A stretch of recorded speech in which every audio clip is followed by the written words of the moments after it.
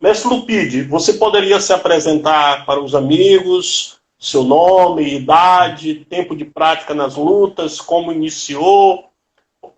Fique à vontade para se apresentar.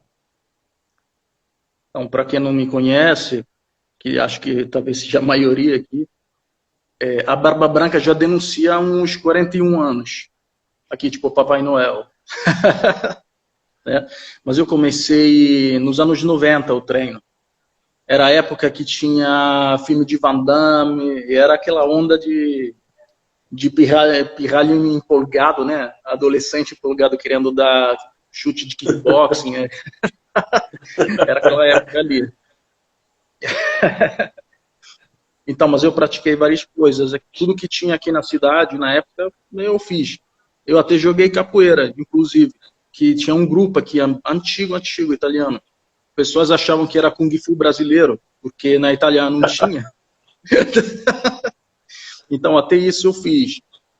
E, inclusive, esse foi o motivo de eu estudar português na faculdade depois, porque eu tinha jogado capoeira, assim, no meio do resto das coisas. Aí eu treinei um pouco de boxe com uma academia daqui. Eu treinei o Wing Chun, inclusive, com um amigo meu que era um estudante de língua chinesa, que ele foi ele trabalhou na embaixada em Pequim, estudava chinês, ele aprendeu lá, eu treinei com ele. Então, assim, inicialmente eu fiz várias coisas. Aí depois veio uma oportunidade de treinar artes marciais filipinas, porque um amigo meu daqui, um colega, ele foi treinar com o mestre Milão, que era conhecido na época, se chamava Maltese. É o cara que tinha fundado uma associação chamada AQEA, inicialmente, que trouxe o Danilo Santo, o Richard Bustillo, esses personagens para a Itália, foi o Maltese que trouxe, nos anos 90. Isso aqui. Primeiros livros de Kali, de Silat, também foi o Maltese que escreveu. Na Europa quase não tinha publicação sobre isso. Então, esse amigo meu treinava, aí eu fui junto também, eu fazia tudo que tinha, né? Então eu fui praticar e gostei. Aí, Muito legal. inicialmente eu treinei Silat, da Indonésia, da ilha de Bali. Era um estilo chamado Chidepok. Tem um livro do Maltese sobre esse estilo. Depois eu fui para o Cali também, porque estava dentro da mesma escola. Ali eu fui treinando, fui conhecendo, treinei com um mestre filipino que morava aqui, que se chama Jorge Miranda. Era um amigo, primeiros bastões de Cali que eu tive, ele que me deu de presente. Isso aqui já era os anos 2000, começo do novo milênio, praticamente. Anos 2000, 2001, 2002, essa época. Aí eu fui, comecei assim, depois. Muito legal. Então, inicialmente, praticou várias lutas, né, com uma ênfase maior na capoeira. E mais ou menos nos anos 2000 começou esse estudo no Silat e no Kali, né? São lutas, na verdade, modalidade de artes marciais, que ainda é pouco conhecida no Brasil, principalmente pelos leigos, né? Dentro do mundo das lutas já há um certo conhecimento a respeito do que são as lutas filipinas, do que é o Silat. Mas as pessoas leigas, na sua grande maioria, não sabem o que é Kali, não sabem o que é Silat.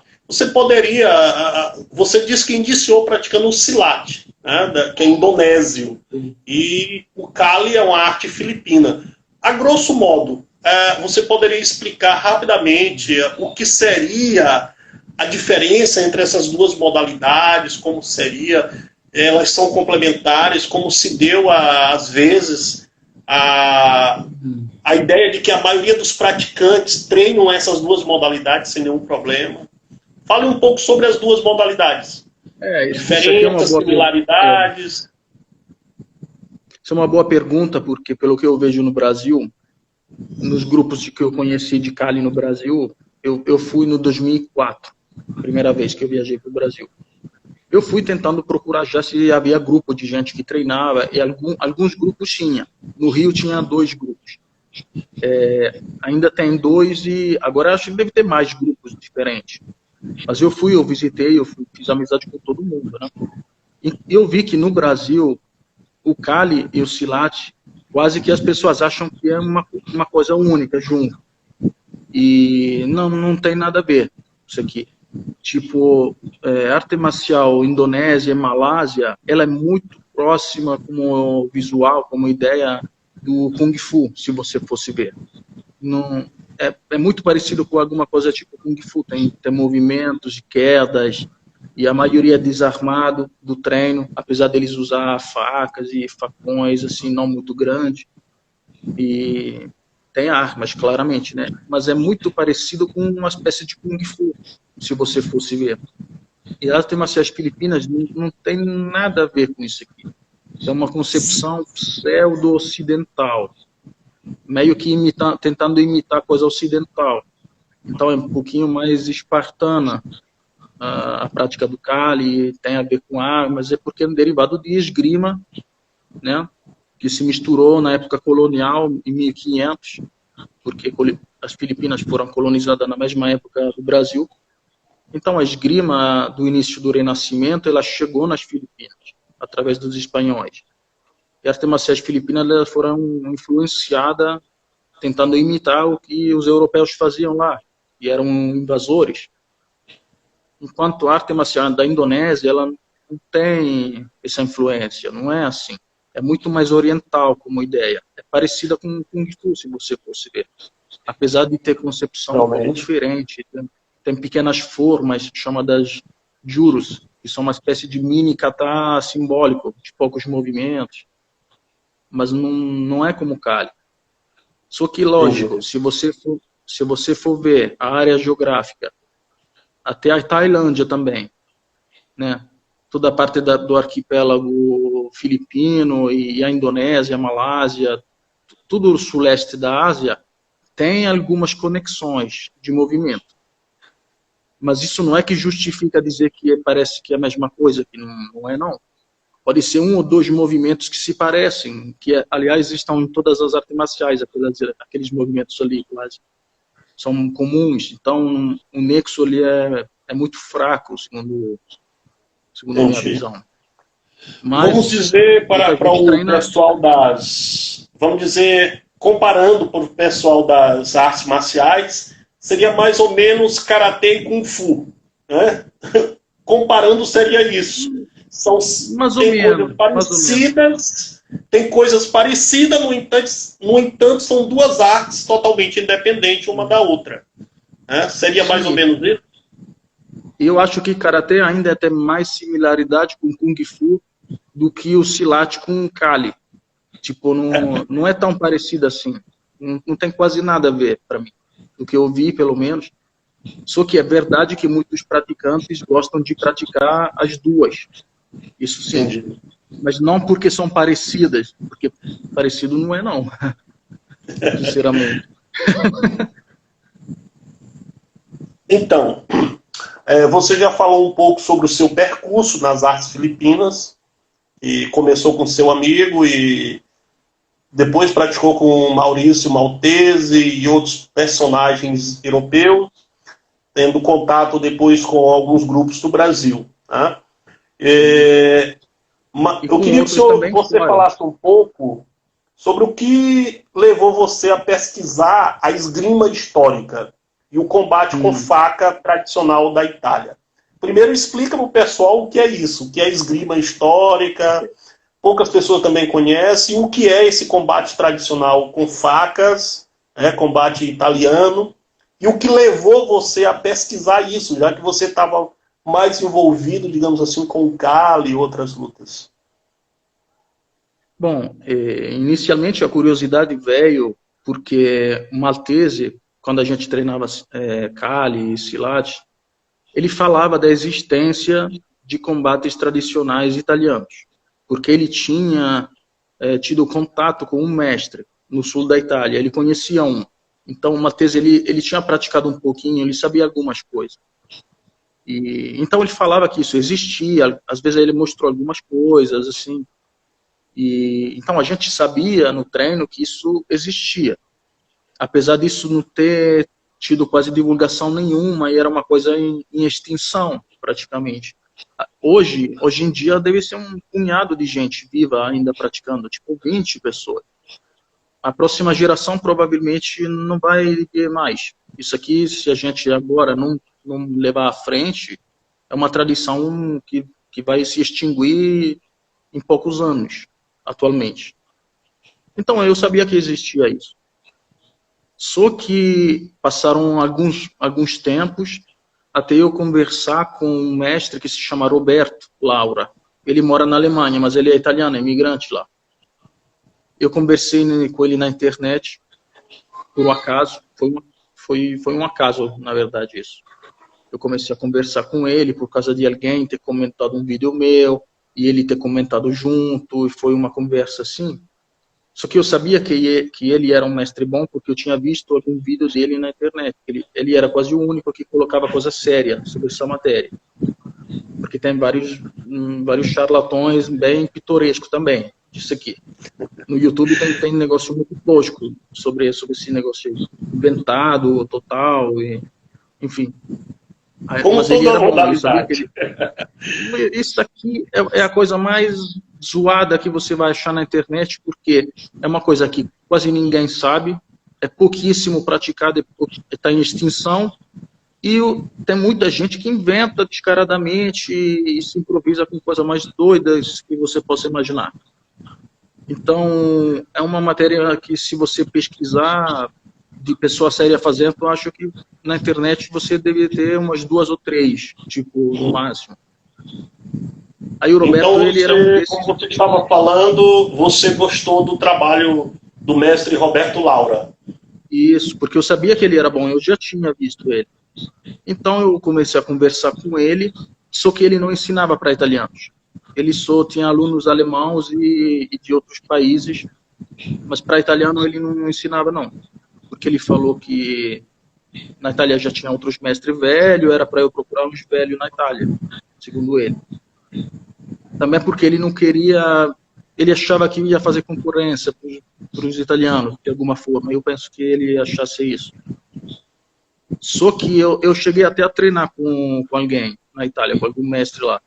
Sinceramente, tipo, era difícil de lidar com a pessoa. Era muito, muito complicado de lidar. Eu não gostei de alguns raciocínios que eu via, eu não me sentia bem, não gostei, não. Apesar da pessoa ser boa, assim, no que fazia. Mas o Roberto, para mim, era o ideal. Eu insisti com ele, até ele aceitar. Eu acho que meio que joguei uma carta meio engraçada, porque eu falei que eu sou imigrante que nem ele, né? Eu tinha falado que quando eu vou no Brasil, eu sei cozinhar macarrão, mais ou menos. Eu sei tocar violão um pouquinho. Tipo assim, de coisa italiana, eu sei muito pouco. Aí eu falei para ele que... Italiano diferente. Aí eu falei para ele que era a única coisa que eu ia trazer comigo, né? E é verdade. Então ele entendeu, ele falou que ele sabe como é, e no final ele aceitou. Eu sou o único italiano que foi treinar com ele, em prática. Depois eu levei o colega meu lá junto. E começou assim. E a coisa engraçada disso, engraçada assim, entre aspas, foi que quando eu cheguei a treinar com ele a primeira vez, isso já faz uns 10 anos atrás, eu acho. Deve ser uns 10 anos, mais ou menos. Eu já era instrutor de Kali, eu já sabia mexer com armas. Então, eu fui lá achando que ia ser uma coisa parecida com o Kali. Eu fui lá porque era curiosidade minha de conhecer uma arte marcial italiana, né? Porque eu sou italiano, era curiosidade para eu saber. Mas eu não achava que ia ser alguma coisa iluminante ou diferente. Eu achava que, vou lá e deve ser alguma coisa parecida com o que eu já faço. E foi um choque enorme, porque eu cheguei lá e não tinha nada a ver. Sobretudo, era uma complexidade de conceitos, de cálculo, e umas geometrias diferentes. Era uma coisa que eu, sinceramente, quando eu cheguei lá, eu não consegui nem tocar ele. Em 2 dias, 3 de treino inicial, eu não consegui nem tocar ele. O cara não tinha muito que ser falado. Ele falava pouco, mas não precisava, porque eu via sozinho que ali tinha algum raciocínio por trás daquilo, tinha uma estrutura lógica que eu não sabia, né?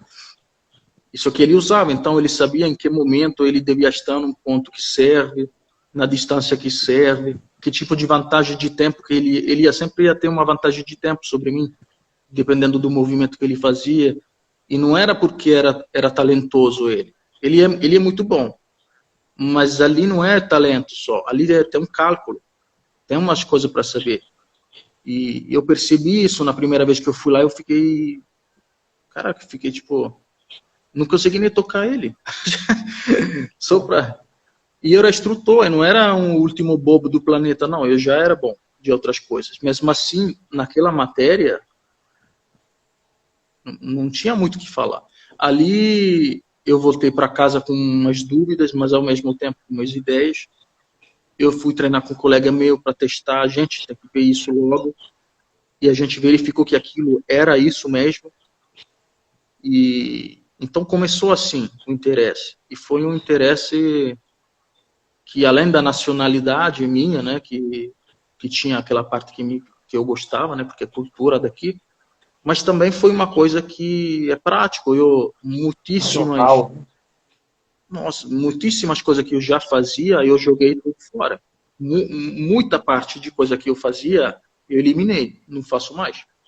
Porque eu vi que não era lucrativo fazer. Então eu preferi ir adaptando com tudo que eu sabia.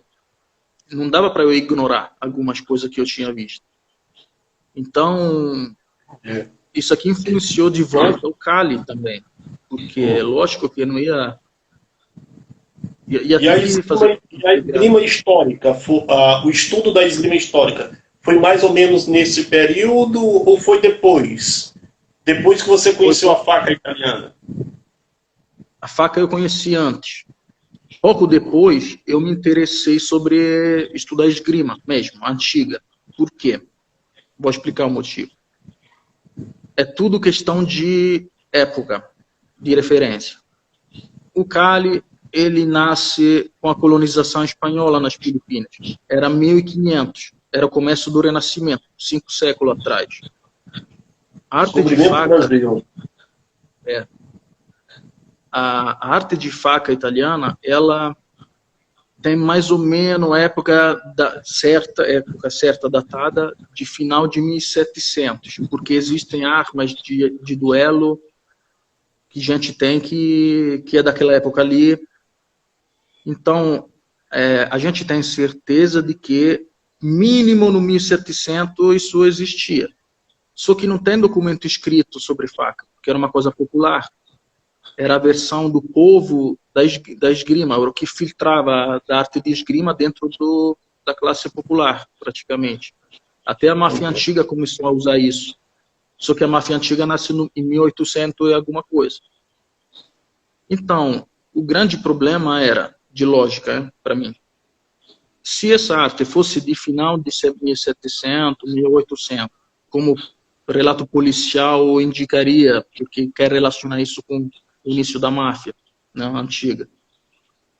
Essa arte aqui, se fosse daquele século ali, 1800, ia ser uma arte linear, porque a esgrima de espada ela já começava a ser linear nesse século aqui. E a arte de faca ela não é assim. Ela tem um andamento circular, tem posturas que são diferentes. Então, no mínimo, deve ser de uns 2 séculos precedentes.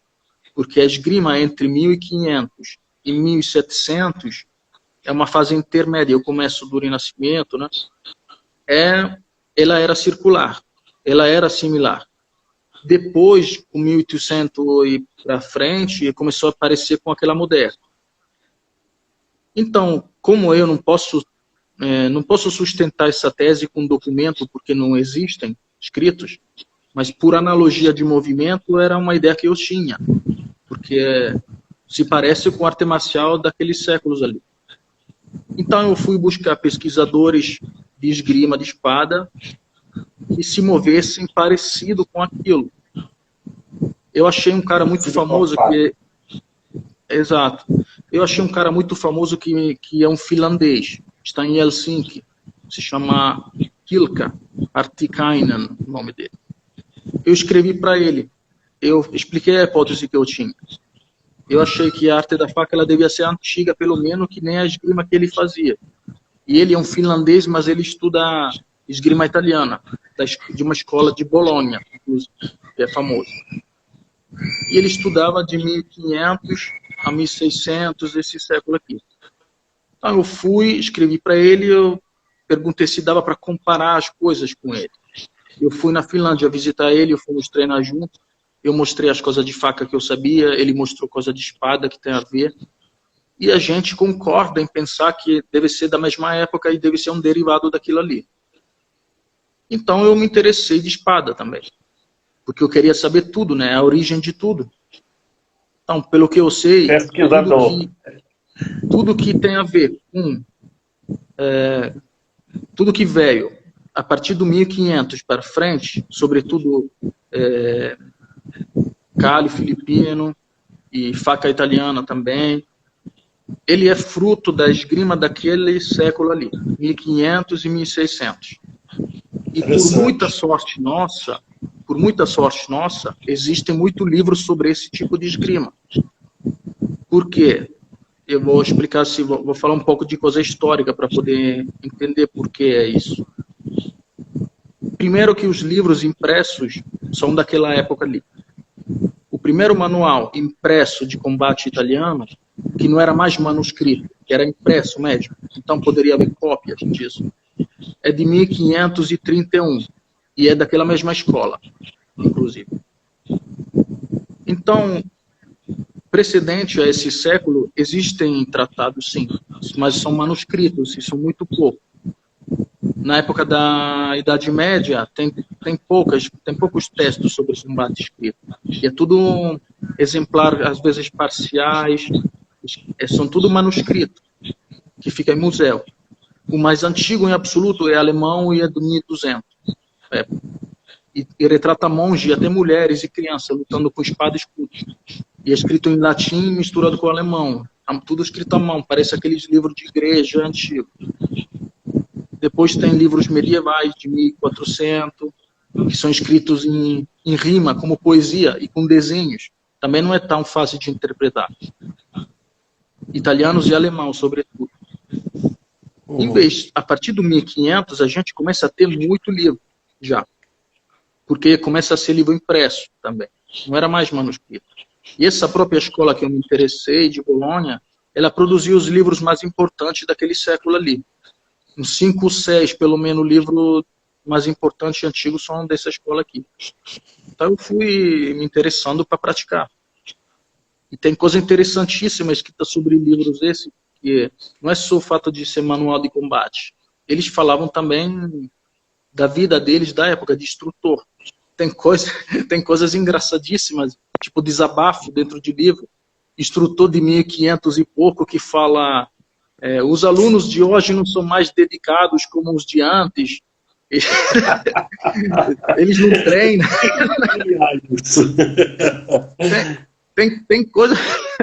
Tem coisas que a mesma... É tudo igual ao que a gente fala hoje. Aluno é preguiçoso, na minha época era diferente. Nunca mudou isso. A gente observa com isso que os problemas humanos são sempre os mesmos, né?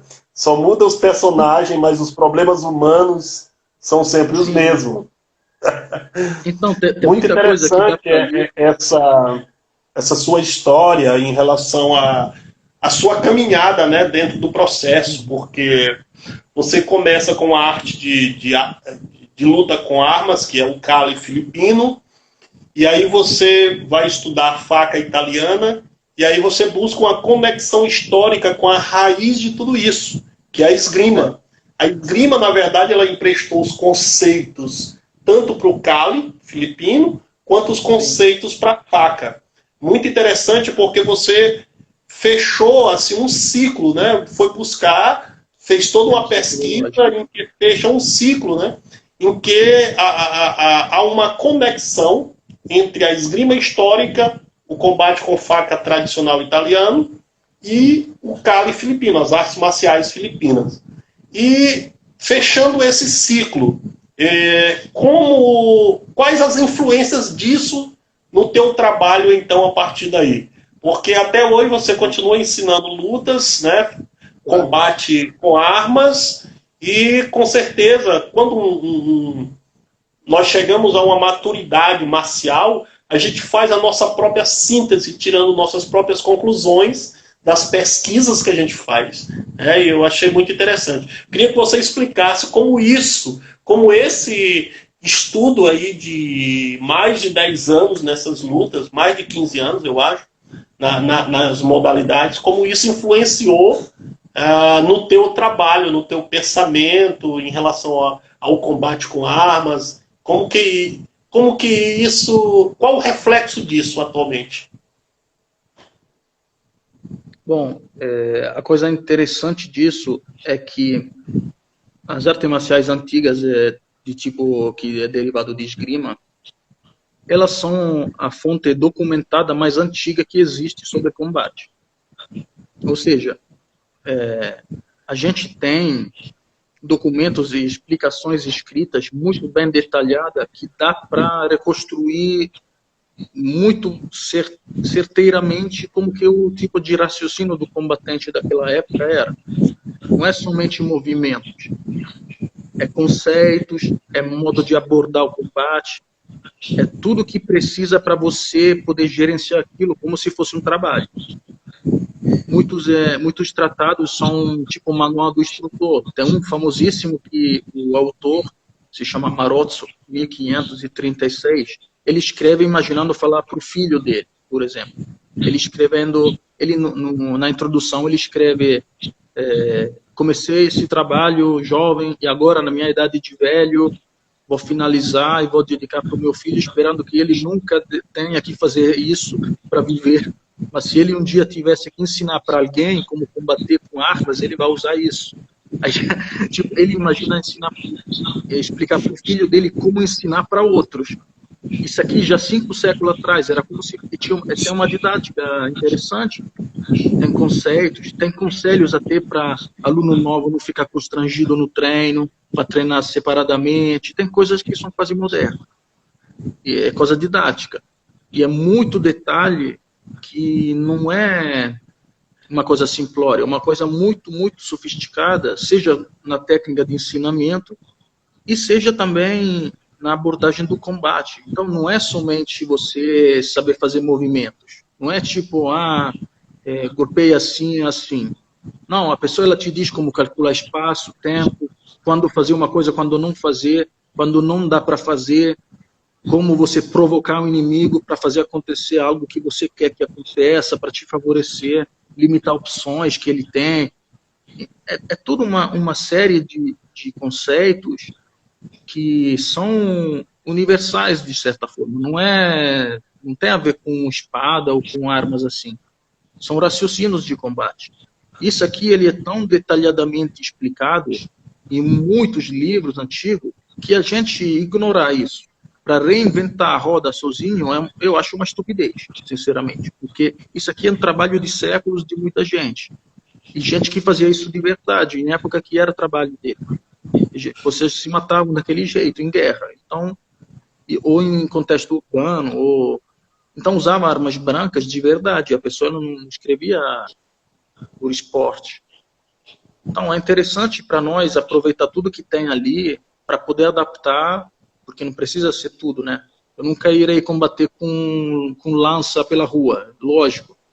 Mas Mas o conceito, os princípios, o raciocínio podem ser aproveitados, não é isso? Exatamente. Então, pelo que eu tenho de experiência sobre Kali, por exemplo, o Kali ele me dá a impressão de ser uma arte que o povo filipino hibridou com alguma coisa que ele via dos invasores espanhóis, mas eles viam só a parte exterior, ou seja, movimentos, alguns exercícios, alguma sequência, eles podem ter visto isso, mas tudo o raciocínio tático que tem, que deveria ser um mestre explicando detalhadamente, Não tem no Cali, não é presente isso. Também porque duvido que espanhol iria ensinar para... Não tinha motivo também para ser ensinado, para ser educado a isso, né? Então, os filipinos, eles continuam sendo na arte marcial deles. Tem uma parte tribal muito forte dentro do Cali também. E tem um híbrido, sim, de imitação da esgrima, mas a estrutura tática não tem. Por mais que... Claro, isso é opinião minha, não precisa concordar. É do que eu conheço do Cali, todas as escolas que eu vi, me dá a impressão claramente que quase nenhuma escola tem um embasamento tático como a esgrima tem, por exemplo.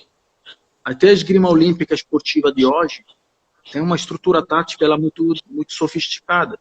Tudo bem que ela é adaptada para virar um esporte, mas é uma coisa muito complicada, não é uma coisa de chegar lá, Deus dará e ficar espetando gente, não é assim?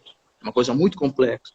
Tem um raciocínio de tempo, de espaço que é muito sofisticado. Então, tudo isso, na antiguidade já existia, está escrito muito claramente em muitos livros. Eu selecionei a escola que me interessa, porque é aquela que é parecida com faca, né? Para mim, pelo menos. Então, isso aqui é interessante para colocar dentro do Cali. O Cali que ensino eu atualmente, ele é mais parecido com esgrima do que com coisa filipina, de fato. Porque eu adaptei tudo que é conceito didático, que eu sei que é bom, que me serve para a espada, tudo que tem a ver, eu usei, porque por que não ia usar? É lógico, se é uma coisa que funciona, é um conceito que me serve, eu uso em outras coisas, não vou usar também onde é parecido, claro que eu vou usar.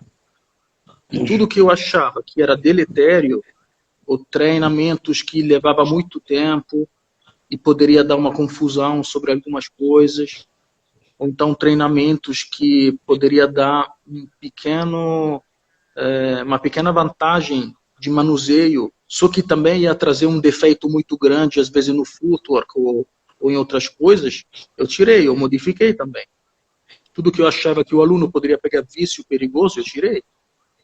Toda arte marcial ela tem que ser sempre um pouco adaptada. Cada instrutor faz isso.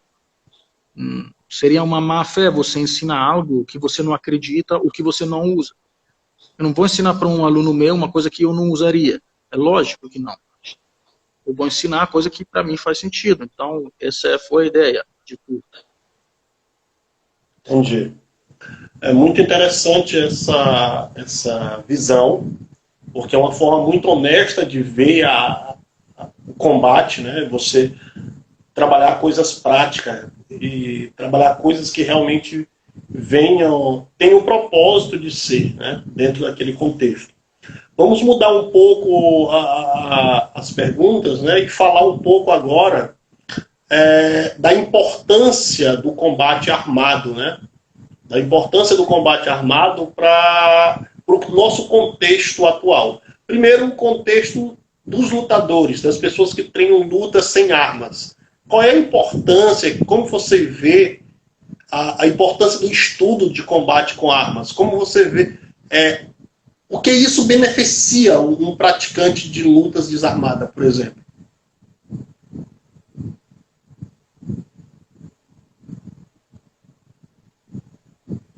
Voltou? Ok, cortou um pouco. Ok, ouviu?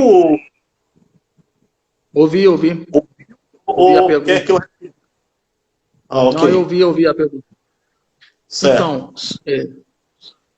a utilidade em termos de combate, de não utilizar armas para praticar, primeiramente é sobre reflexos e cálculo de tempo e espaço. O combate armado ele é muito mais rápido do que sem armas. Você gerenciar uma arma tem uma velocidade que é quase o dobro ou mais do que de você lutar de forma desarmada. Então, você acostumar a gerenciar alguma coisa muito rápida, ele te obriga a fazer alguns cálculos, porque não dá para confiar no olho, porque não dá para ver muitas coisas, às vezes. Então, como você não consegue ver, você tem que ter uma impostação tática que te permite reduzir as possibilidades que o inimigo tem para te atacar. Então, dentro daquelas poucas coisas, você tem que ter pouquíssimo tipo de respostas.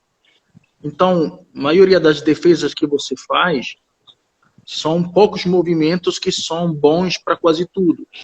Pelo menos que cobrem uma área muito grande que foi já pré-impostada pela estrutura tática que você está usando. Você é como se carregou uma armadilha. E tudo que passar por ali dentro, a armadilha funciona. Porque não dá tempo de distinguir muito. E você tem que calcular espaço de uma certa maneira que te permita de reagir. E se o espaço não tem, você deve saber o que fazer quando o espaço não tem, porque o tempo depende do espaço. Se o espaço está gerenciado mal, o tempo não vai ter. Tem tudo um discurso de cálculo que você tem que saber como fazer, porque senão você não dá conta de algumas coisas. Então, tudo isso, ele te obriga a impostar o combate de uma forma raciocinada, não pode ser instintivo mais, porque não daria tempo de fazer tudo o que precisa fazer, não daria tempo nem de se defender direito. Ou então não daria tempo de atacar em segurança, porque um ataque não é você pular em cima do inimigo e morrer junto com ele. Tipo, isso aqui não é combate. O grande problema do esgrimista não é nem a defesa, que a defesa é alguma coisa pré-impostada e que nem ocupa o raciocínio dele durante o combate. Aquilo sai instintivo, a parte defensiva, para ele. Porque pré-impostada aí é pouco. O que é muito ocupado a fazer, o esgrimista, é como atacar. Ele fica pensando, ele fica impostando para achar uma solução. Como é que eu faço para me aproximar de alguém, conseguir encaixar um golpe e sair limpo daí, sem morrer junto? Isso aqui é a grande pergunta da esgrima de todos os séculos, porque é muito difícil. Atacar limpo é muito difícil, sair limpo daí. Então, tudo isso aqui, ele é um derivado que, com armas, ele fica muito evidente. Você é obrigado a raciocinar assim. Depois, quando você raciocina bem, se você lutar desarmado, você está acostumado a pensar de uma certa maneira. Isso aqui é muito importante. Isso forma a mentalidade. Então, é uma coisa muito útil e é uma coisa que deixa muito mais evidente como se gerencia o espaço, alinhamentos, distâncias e tempo. Porque um objeto ele deixa mais evidente do que o corpo livre. Então, é mais fácil entender. Muito bom. E em se tratando de termos práticos, digamos, para a defesa pessoal, né? Em termos de defesa pessoal, às vezes, há uma diferença de peso, tamanho, altura, e fale um pouco a importância do praticante de defesa pessoal saber manejar um bastão, saber utilizar uma arma improvisada que ele pode encontrar, ou uma faca para sua defesa própria. O quanto que isso é importante para os praticantes de defesa pessoal entender o manuseio e a prática com armas. Tem várias coisas que a gente pode aproveitar sobre a experiência do treino armado, vamos dizer. Primeiramente, que se eu conheço como um tipo de objeto funciona, é mais fácil eu saber prever o que um hipotético inimigo pode fazer contra mim, usando aquilo. Porque eu sei como aquele objeto danifica, onde que o dano é pior, onde que o movimento provavelmente vai chegar. Então, em termos de previsão, me ajuda muito, porque eu sei como aquelas armas funcionam. E as armas, elas são... existem inúmeros tipos de armas, mas a maioria de objetos, que pode ser um objeto usado como arma improvisada, ou pode ser uma arma própria, eles sempre são reconduzíveis a 4 ou 5 tipos de coisas, mais ou menos. Dependendo do tamanho, do peso, da forma que eles têm. Então, é bom usar 3 ou 4 tipos de armas para saber como elas funcionam. Primeiro que sabendo manusear, eu sei o que pode vir de perigo contra mim, né? E também tem alguns tipos de objetos que são úteis até para a gente que trabalha. Imagine um policial que tem um bastão, por exemplo. Uma ferramenta como o bastão, eu posso usar ela sem que ela seja letal, se eu quero. mas ele é uma ótima ferramenta para desarmar gente que tem a faca na mão, por exemplo. Eu posso bater com uma distância maior. Exato. Tem objetos que podem ser usados sem necessariamente matar o oponente, mas para equilibrar uma desvantagem que eu tenho grande contra um oponente armado, por exemplo. Ou então tem objetos improvisados, ou próprias armas, que têm um efeito terrível, com pouquíssimo esforço. Imaginem faca. Então isso aqui, eles são coisas a mais que eu poderia usar para eu salvar minha vida numa situação no limite do mortal, né? Claro, eu não vou usar uma arma contra um perigo leve. Isso não faz sentido. Eu usaria contra um perigo que eu vejo que é um risco claro de eu morrer se eu não fizer nada. Ali, se a alternativa é morrer, claro que eu vou usar tudo que eu posso usar para... Só que o treino com armas, ele ao mesmo tempo que é útil em termos didáticos, em termos de conhecimento, ele implica uma responsabilidade muito grande do instrutor. Porque o instrutor, ele tem que sempre explicar muito bem claro para um aluno que aquilo não é brincadeira, que não é para ficar empolgado com a arma, não é para ficar andando com a arma no bolso à toa, assim, não devem se criar um fanático de nenhum tipo, porque isso aqui não é brincadeira. É como você andar com uma pistola no bolso na rua. Imagina, a pessoa com pistola no bolso e fanática de atirar assim, na leveza. Não poderia nunca não pode se formar uma pessoa assim. Tem que ter uma responsabilidade grande de quem ensina. O aluno tem que ser uma pessoa que tem cérebro para entender bem o que ele está fazendo quando treina. Então, se fosse para mim, eu avaliaria até. Eu faria quase que uma avaliação prévia para ver se a pessoa é idônea realmente para poder treinar com determinadas coisas. Porque não é qualquer um que eu vou ensinar coisas que eu sei que pode fazer um dano muito grande com facilidade. Imagina a faca.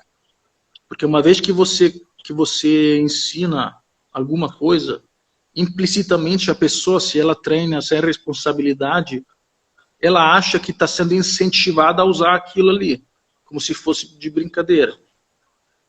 E imagina uma pessoa que não leva a sério uma coisa que, na verdade, faz um dano enorme com pouquíssimo esforço. Não pode ser levado na brincadeira. E não pode ser ensinado a gente que também, sei lá, que tem precedente penal, que tem... Imagina, você está armando, está equipando com coisas assim... Que multiplica exponencialmente a perigosidade daquela pessoa para uma pessoa que às vezes não é para você passar aquilo. Então, essa responsabilidade tem que sempre ter, porque é uma coisa séria. Isso é muito importante, né? E passa pelo bom senso, por uma boa formação do instrutor. O instrutor tem que ter bom senso, tem que ter uma boa formação, uma boa cabeça. Também ensinar valores éticos, né? Incutir valores éticos nos seus alunos, e observo que o seu trabalho ao longo dos anos tem sido bastante seletivo com as pessoas que você tem escolhido para treinar essas tradições, tanto da esgrima quanto do combate com faca, as tradições filipinas, segundo a sua visão, estudos e pesquisa. Eu queria que você falasse um pouco, hoje você está na Itália, né? Estamos nesse problema agora de pandemia, mas com certeza tudo isso vai passar, né?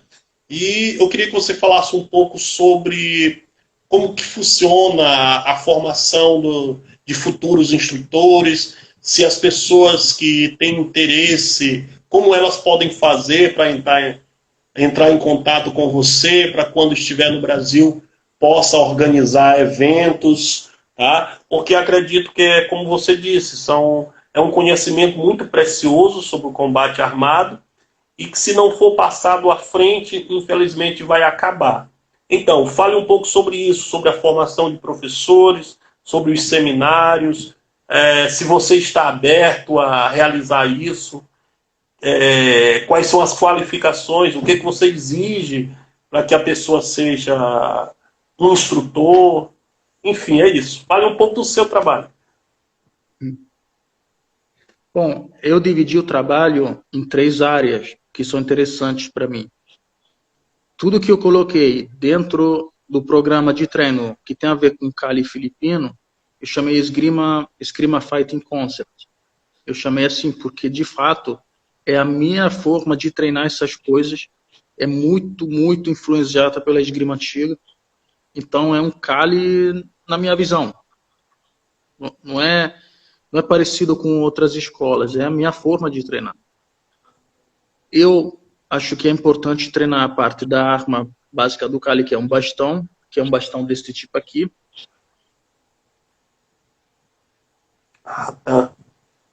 Ratão, 70 centímetros, mais ou menos. Ele é mais ou menos do mesmo tamanho de um facão. É um pouquinho mais curto, às vezes, o facão. O facão, ele poderia ser assim, por exemplo. Ele tem ponta, mas poderia não ter ponta também. Tá?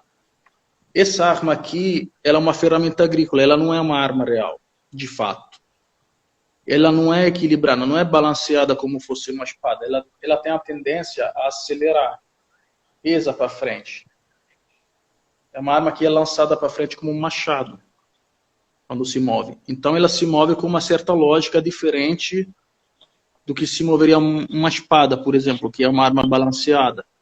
Uma espada que é maior, que é mais longa, às vezes 1 metro de lâmina, parece que pesa menos ou igual do que um facão, só porque o facão ele é muito desbalanceado para frente, por exemplo.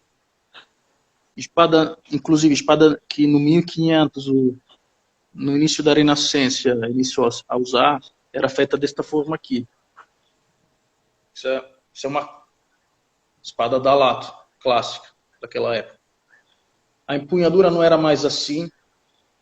Eles começaram a colocar o dedo aqui em cima, porque a arma, dentro da mão, ela devia ficar mais à frente. Então não era mais reta, ela tinha a tendência a ir para frente. Isso aqui facilitava o manuseio, facilitava o ataque de ponta, por exemplo, que começava a ser o ataque mais importante a partir daquele século ali, começou a se privilegiar o golpe de ponta. Tem até uma treta famosas na Inglaterra de um espadachim inglês chamado Silver, que odiava um italiano que ensinava em Londres na mesma época, e fazia que nem o haters de hoje na internet, só que com panfleto escrito 5 séculos atrás. Já tinha essas coisas. Já tinha hater nessa época. Empunhadura assim, que eles não gostavam, por exemplo. Dizia que a ponta não era tão importante. Tem muitas já existiu um hater nessa época. Imagina uma arma desse aqui, só pelo fato dela ser balanceada, ela se move melhor do que um facão curto, por exemplo, dependendo do caso, sabendo como mover, né? Também não é leve. Isso tudo é muito diferente, por exemplo, de você usar uma faca. A faca ela não usa que nem uma martelada, não pesa nada aquilo ali.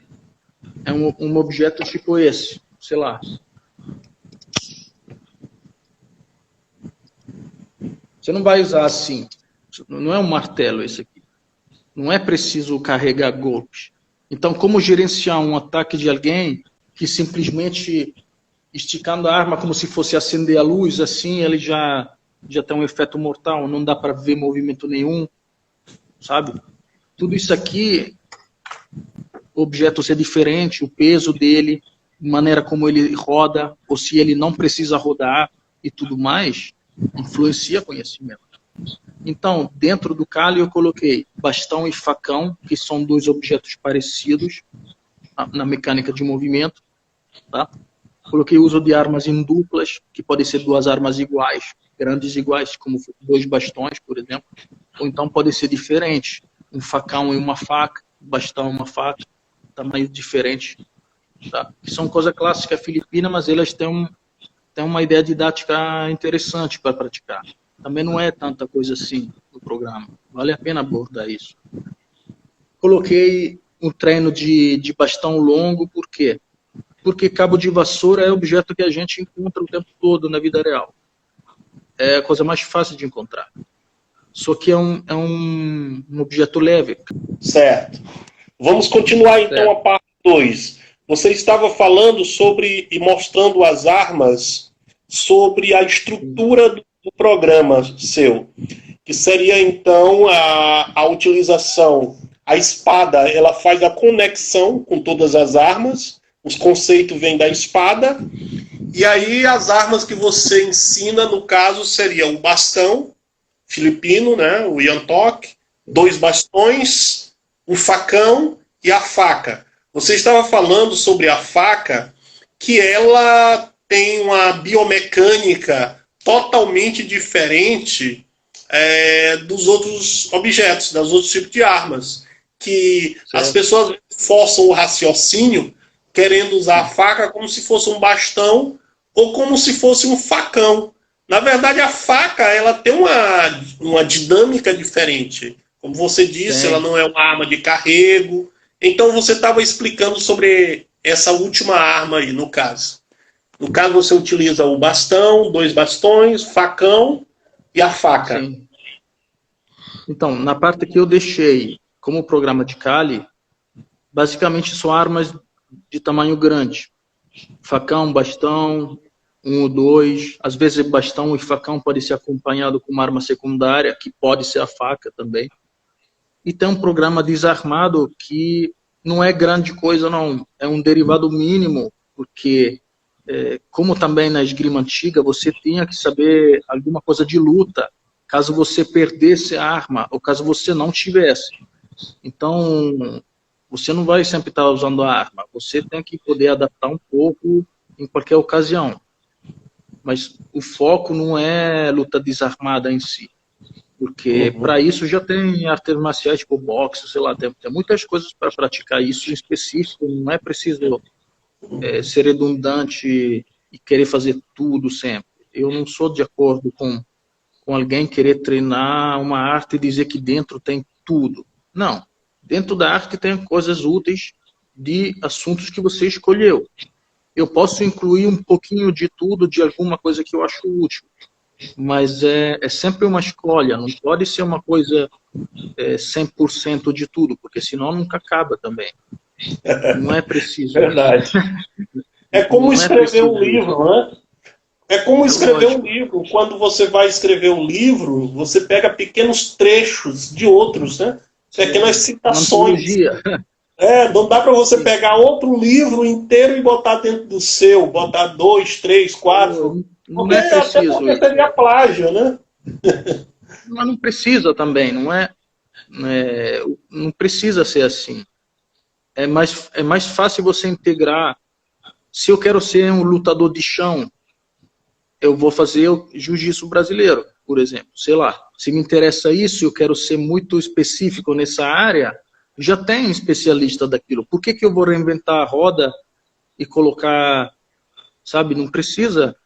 Então, eu coloquei tudo que é conceito de combate que no que eu faço é um negócio que serve. Essa é a ideia.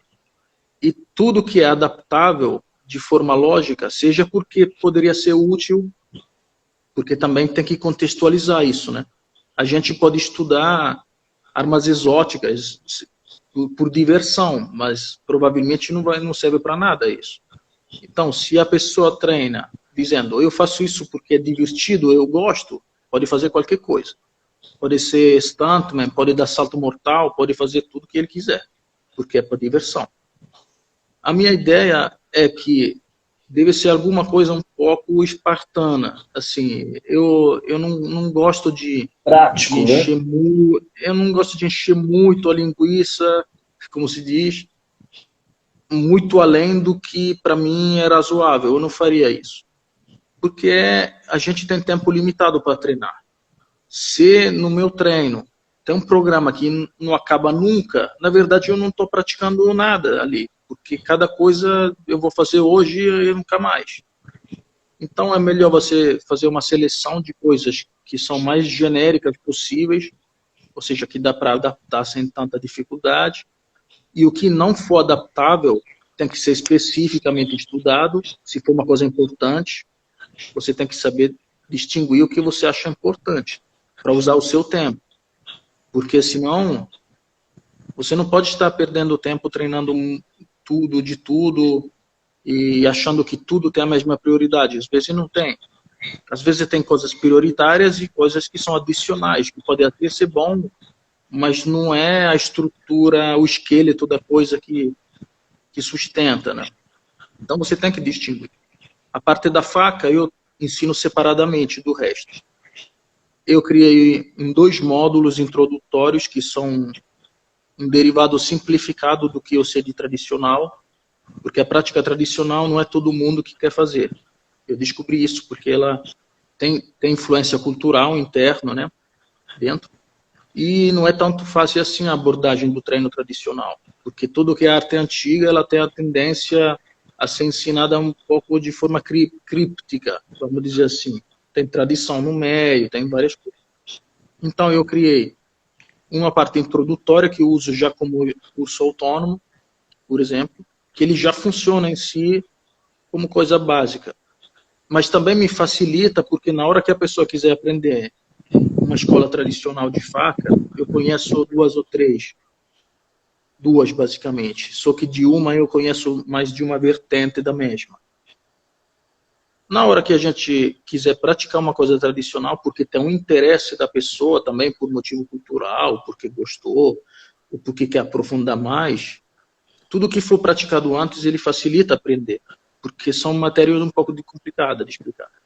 Então a faca eu trato separadamente assim, com essa estrutura dividida em módulos, 2 ou 3 módulos.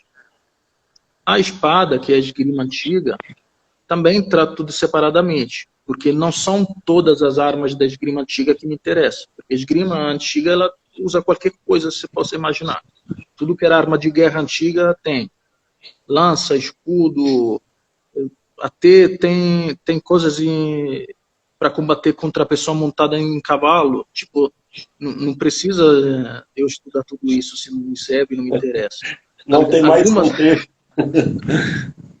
Algumas armas que me interessavam, que é a espada de uma mão, sobretudo, auxiliada com a adaga na outra mão, ou com um escudo pequeno também na outra mão, que é interessante para mim, ou, dependendo do caso, uma arma um pouco mais curta, mas é sempre uma arma de uma mão, ou alguma coisa que parece com lança, porque são objetos que eu uso no Kali também, como mecânicas, e são objetos que servem para ensinar o resto todo. A parte do escudo, por exemplo, eu me interessei porque eu tenho um grupo de esgrima em Belo Horizonte, que treina na sala olímpica, de esgrima olímpica de Belo Horizonte. Eles são um grupo de esgrima histórica, eles só querem treinar exatamente aquilo. É um grupo que é dedicado a estudar 2 ou 3 livros que a gente selecionou, pegando as armas e tudo que é didática antiga, então a gente está estudando isso. Esse é o único caso que tem no Brasil que eu só ensino especificamente esgrima histórica. E os grupos, junto, mas... pelo que eu entendi, então existem os vários módulos, né, dos assuntos. Por exemplo, esgrima histórica, o interessado pode estudar só isso. Combate com faca, ele também pode estudar só isso de forma autônoma. Claro. Ou ele pode estudar também as armas do Kali, também só isso autônoma. Ou se ele quiser fazer um estudo mais completo, ele pode estudar tudo, é isso? Exato. Eu acho que... Legal. Então eu acho que o básico da espada é útil. O básico da espada, noções de base, é bom para todo mundo, porque é o que serve para tudo, de fato. É a conexão. É o conhecimento que conecta todos. Então, e em Belo Horizonte nós temos um grupo dedicado mais ao aspecto da esgrima histórica. Sim. E o combate com faca, por exemplo, vocês têm alguém no Rio de Janeiro, em outros locais? Sim, isso aqui foi um pouquinho mais difícil de eu criar grupos, porque na verdade eu só viajo no Brasil, eu posso passar 2 ou 3 meses e depois eu sou obrigado a sair, né? É o máximo de estadia turística, praticamente. Então é difícil de eu fundar um grupo se a pessoa local, depois, ela não leva muito a sério e leva à frente, porque eu posso auxiliar por temporadas, não estou sempre ali tomando conta. No caso de Belo Horizonte, eles são muito dedicados. Tem um aluno meu chamado Davi Carvalho, ele está tomando conta do grupo, eles estão até conseguindo produzir equipamentos próprios. Eles próprios produzem os equipamentos de treino. Eles têm sorte também porque são apoiados pela Sala Olímpica, né, que já tem capacete, é uma sala assim muito grande, a segunda maior do Brasil. Então eles têm sorte também de ter um apoio logístico bom. Mas eles são muito dedicados, porque não é fácil de manter um grupo. Assim, tem que ter uma pessoa que ela assuma a responsabilidade e leva à frente, e os alunos também devem ser confiáveis, porque o núcleo inicial de aluno, ele tem que ser sério, não pode faltar, senão a coisa desmorona imediatamente. Então, com faca, ela, paradoxalmente, ainda não está sendo muito fácil, porque não precisa equipamento quase nenhum para faca, só precisa faca de treino. A gente até tem um modelo nosso. Vou dar um exemplo aqui. Esse aqui é real. Esse aqui é uma faca que seria uma faca de duelo. Eu desenhei essa aqui com formato de canivete antigo, só que isso foi realizado por um amigo meu. E não é um canivete, mas a forma é como se fosse. Era um canivete grande que havia. A gente tem faca de treino igual. É só recortar plástico, madeira, seria melhor plástico, né? É interessante usar uma ferramenta de treino que seja parecida com aquela real, porque empunhadura e tudo mais, ela vai servir, né, depois para experienciar. E pode treinar com um bastãozinho para simular faca. Isso aqui antigamente treinava com um pedaço de bastão. Mas é melhor você ter uma arma parecida com aquela real, né, para treinar, se possível. Então, não precisa de equipamento quase nenhum. Teoricamente, deveria ser mais fácil fundar grupo de faca. Em vez de eu estou vendo que a gente está tendo um pouco de dificuldade, por quê? Tem um grupo em Belo Horizonte que também faz faca, são sempre eles, mas para eles é secundário o interesse, não é o foco dele.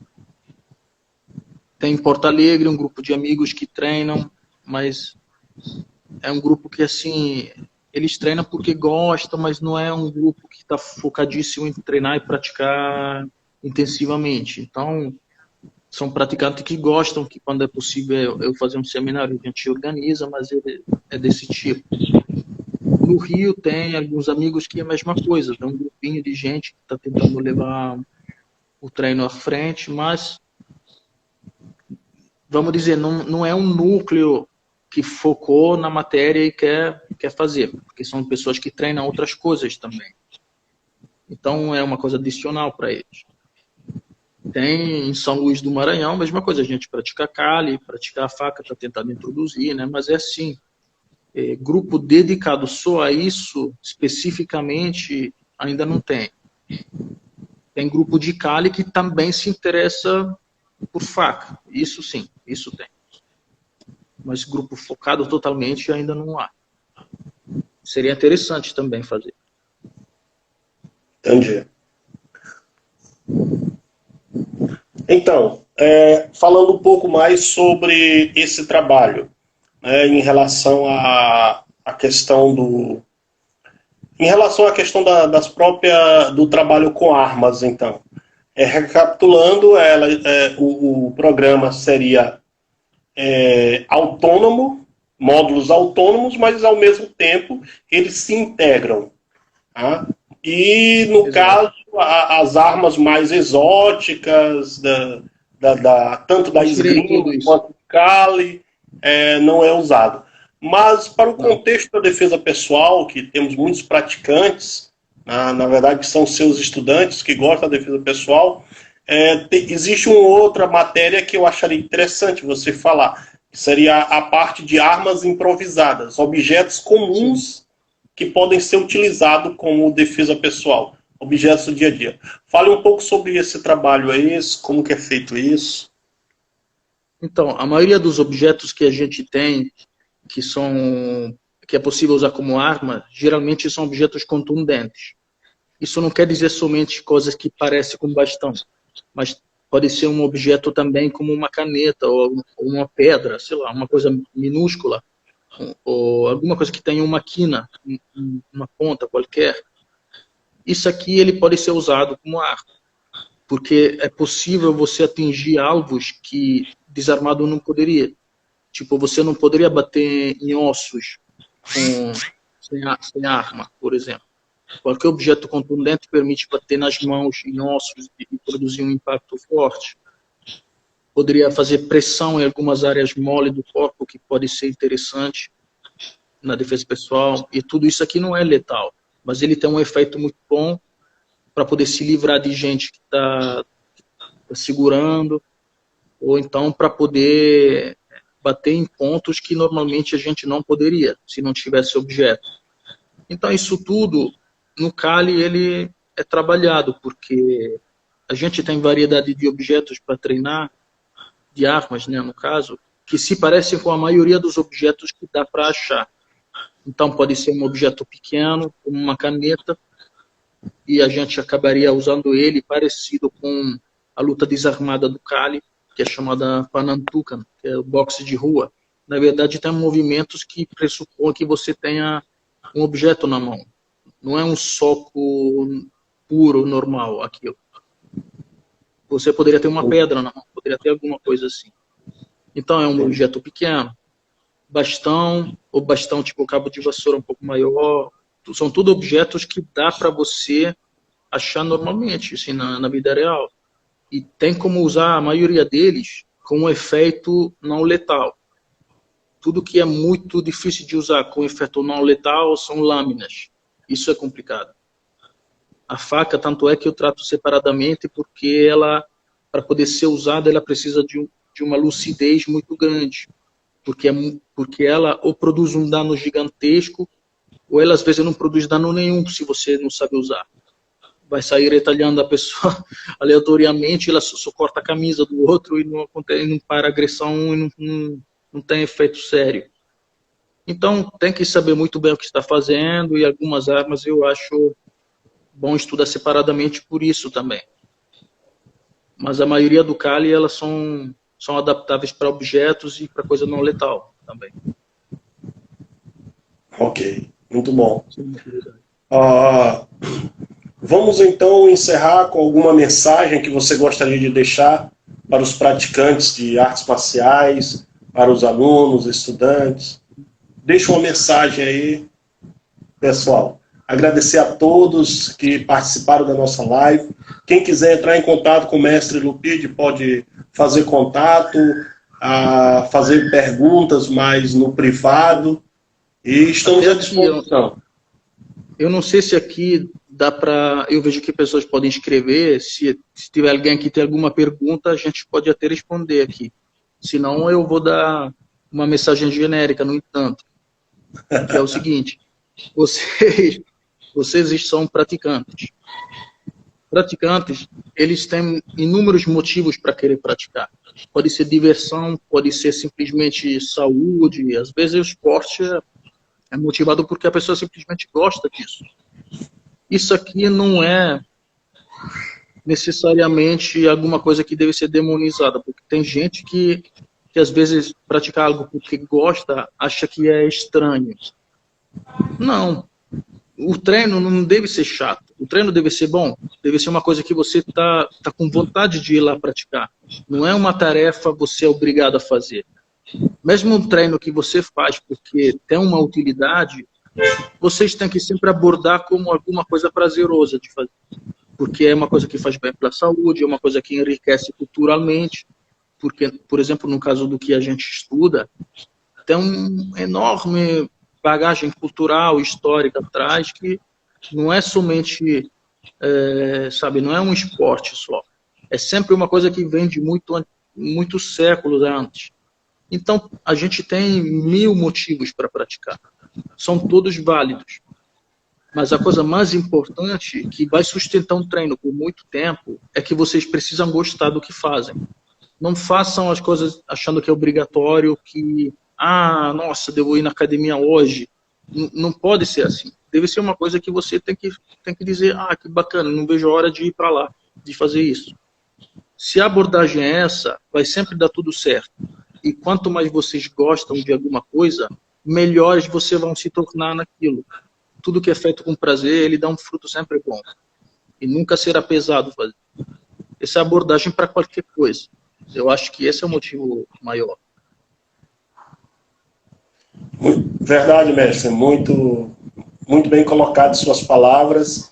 As lutas em geral, seja ela qual for, tem que ser isso mesmo, praticado com prazer, com amor, e isso nos leva a uma dedicação. E independente do objetivo que a gente escolha, o esporte, o lazer, ou autodefesa, a gente vai praticar a vida inteira, porque é algo que você realmente gosta. Queria agradecer a você por esse bate-papo bacana que foi aqui com a gente, e os convidados, agradecer a todos os convidados. Tá? Foi uma verdadeira aula, na verdade. Aprendi muito aqui com a aula de história, uma aula de técnica. Então só temos a agradecer a você, desejar uma boa sorte e desejar que em breve estejamos juntos aqui no Brasil.